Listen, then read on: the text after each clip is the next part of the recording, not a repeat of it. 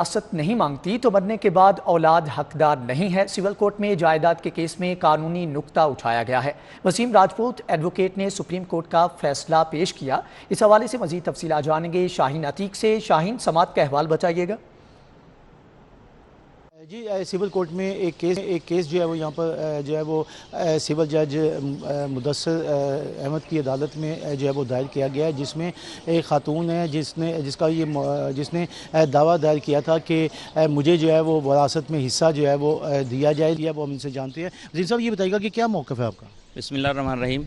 इसमें honourable supreme court और पाकिस्तान की ये 3 रुकनी जजेस पर ये बेंच था, जिसमें जिनकी सरपरस्ती जनाब उमर बंदियाल साहब ने की।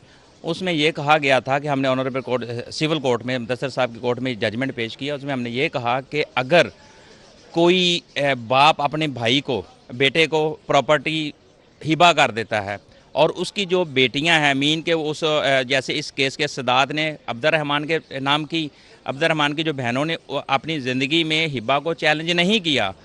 इसमें वर्ड ये इस्तेमाल किया था कि रज़ामंदी के मतलब बेतहाशा जजमेंट्स हैं, जिसमें जस्टिस फ़ायज़ साहब की भी हैं, ज़ुल्फ़िकार खोसा साहब की भी हैं।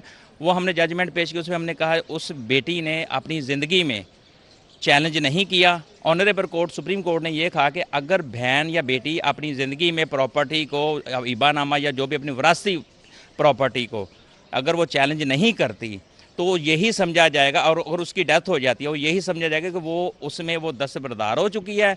जी, आपने वसीम राजपूत एडवोकेट है, उनका जो है मौक़िफ़ से उनका कहना यह है कि अगर कोई खातून अपनी ज़िंदगी में वरासत नहीं मांगती तो उसके मरने के बाद उसके वसा जो है वो भी वरासत जो है वो हासिल जो है वो नहीं कर सकेंगे। ये सुप्रीम कोर्ट की जजमेंट आई है, जिस पर आइंदा तारीख पर अदालत ने सुप्रीम कोर्ट की मुकम्मल जजमेंट जो है वो पेश करने का हुक्म दिया है। ठीक है शाहीन, बहुत शुक्रिया।